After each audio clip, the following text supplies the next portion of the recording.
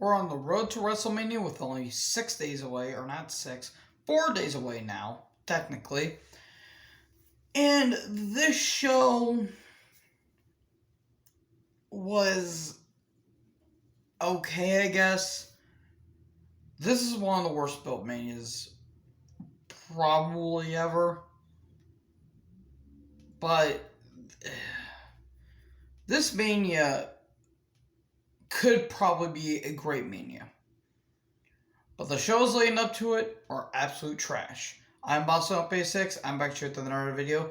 And today I'm reviewing Raw. And yeah, sorry for that long intro, but man, I'm telling you, this Mania better be worth it. Because by God,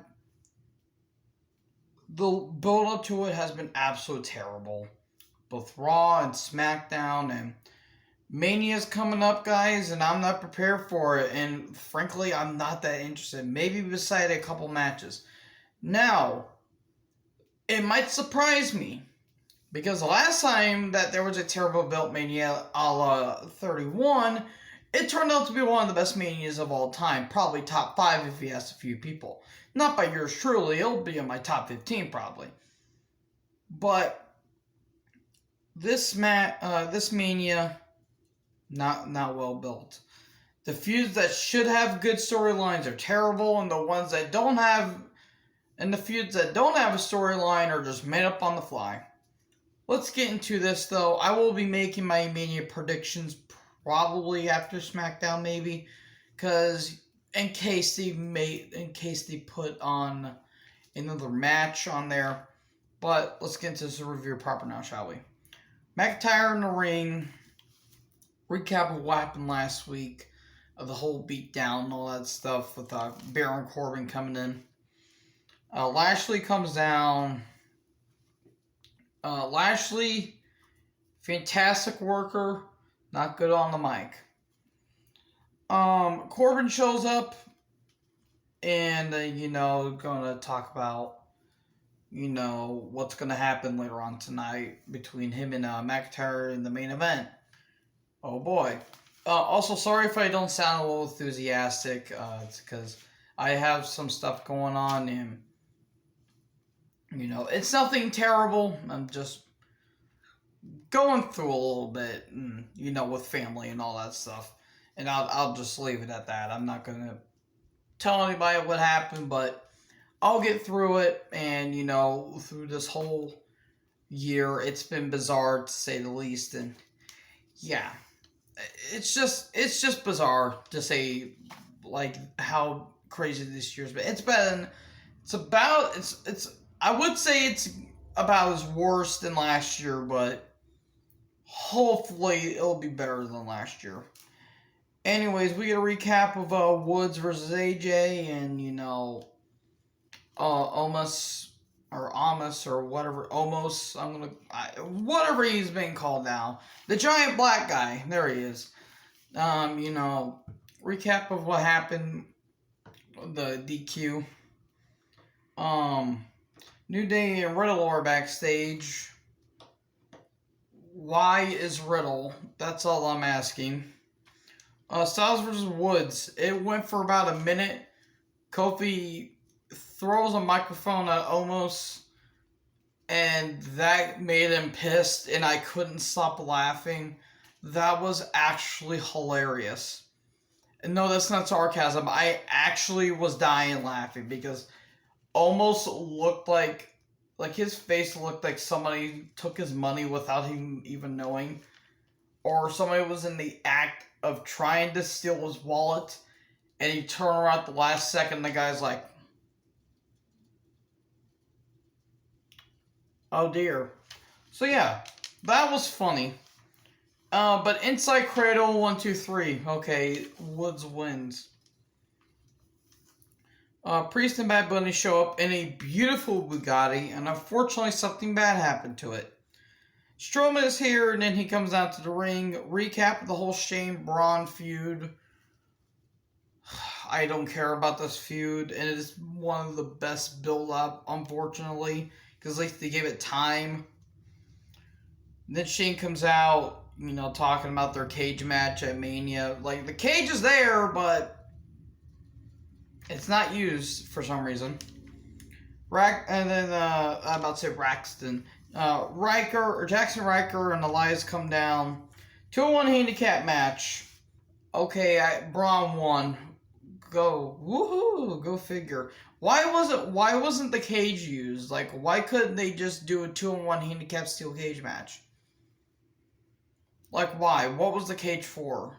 So Braun could cut a promo about him basically wanting to kill Shane? That's murder, Braun. You don't do that. And it's just dumb. The Miz and Morrison, backstage, and they come out and paint the Bugatti, which I cried because that's a beautiful, beautiful car. Why would you spend that much money on a car? I will never understand, but to be fair, there's nothing wrong with having something nice in a bad pandemic. Anyways, the Hey Hey Hop Hop, I just don't understand why it's a comedy gig. Then Bunny goes to the car, then Miz and Morrison attack. Okay, whatever. Asuka's in the ring. We get a recap of the whole contract signing between Asuka and Rhea Ripley last week. Ripley and Asuka versus Shayna and Nia with her superior immune system, and Reginald's also there. Match was okay. Ripley attacks Asuka, and I'm pretty sure Ripley's turning heel. I don't know why. They never implied she turned heel, but they did say, she wanted to get the upper hand on Asuka. And then knee strike, 1, 2, 3. Okay, Shayna and Jax win. Recap of the Hurt Business breaking up. Why? Unless it's a swerve, why are you making this decision? MVP, Shelton Benjamin, and Cedric Alexander backstage. Alexander's mad. He's saying that if it weren't for me and Shelton in the Hurt Business, Lashley wouldn't be champion. And he said he's gonna prove Lashley wrong tonight and all that stuff. And Shayna and Nia and Reginald are backstage, and then all the women's teams are showing up because there's gonna be a tag team turmoil match at Mania. And whoever wins will face Nia and Shayna for the tag titles. Okay, the teams consisted of the Riot Squad, a.k.a. Liv Morgan and Ruby Riott, Dana Brooke and Mandy Rose, Naomi and Lana, and Tamina and Natalia. The Billie Kay shows up with the autograph. What are they doing with Billie Kay? Please bring back the Iconics because they are a great team. Lashley versus Alexander. It was a little more competitive than Shelton versus Lashley, but in the outset, Hurt Lock, Lashley wins, and then Benjamin tries to help and attack, but no use. It's a Hurt Lock on Shelton. Then we get a recap of the Orton Fiend feud. Please let this feud end at Mania. Then Priest and Bunny come down. Damian Priest makes a challenge at Mania for a tag match. Then Miz and Morrison accepted on screen. Matt Bunny cut a promo. It went on for a little bit, but it actually was a pretty, what's the word I'm looking for? Like, emotional and, a promising, promo. He's talking about The Rock and Hulk Hogan, Stone Cold. He said booger teeth, though to be fair, English is kind of a hard language when you're isn't he Mexican, I think? Or I think he's Mexican. I don't know Bad Bunny, personally.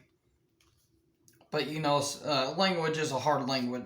Language is a hard language. English is a hard language.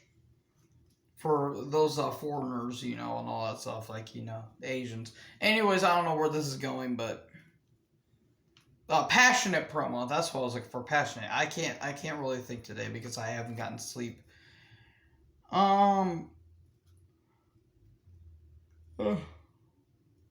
Excuse me. Then Ali and Sheamus are backstage and Riddle scoots by. Okay. Riddle vs. Ali. Was probably the best match on the show. That or the main event. Sheamus is on commentary. It goes on for a little bit. Riddle takes his hat, doing this stuff. I don't get Riddle. I seriously don't get it. And, in the end, Riddle wins. Okay, whatever. Kevin Patrick sounds Irish for some reason, even though he's British. He's with McIntyre backstage. McIntyre, earlier in the show, when McIntyre kicked off the show, he was talking about sacrifice and all that stuff. No, not the Motorhead album and all that other stuff. So yeah, McIntyre cuts a fired up promo. McIntyre versus Corbin. Corbin's gear looked pretty good. I will admit that. Okay. A Corbin main event in 2021. I want to state one thing. I don't mind Corbin. He is very good in the ring. Very good in the ring. His character's bland. Freshen up his character. Give him something new. When he was the Lone Wolf, fantastic. It's back in 2015, 2016, then 2017.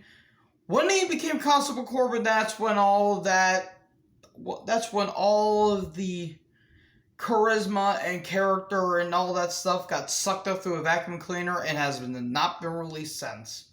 Then you become King Corbin and everything is just down in the freaking sewage at this point. But Corbin, great worker, don't care about his character. And he's probably a nice guy and all that stuff. McIntyre, MVP is on commentary, I forgot to mention. And he hands his lengthy stick, his pimp cane, basically. I'm kidding, it's his walking stick because I think MVP has a hip injury. So then Corbin tries to use it. McIntyre ducks, Claymore kick 1, 2, 3. And then also trains come by. Hello! I am doing that every time because I'm weird. And then Lashley comes out, we have a stare down, and that's your show. Yeah, that's the go-home show for Mania. I'm not looking forward to it. It could be a good show, just don't care about it. Anyways, thank you guys for watching this video. Make sure to like, comment, subscribe. Join the herd. I am also P6. Peace out.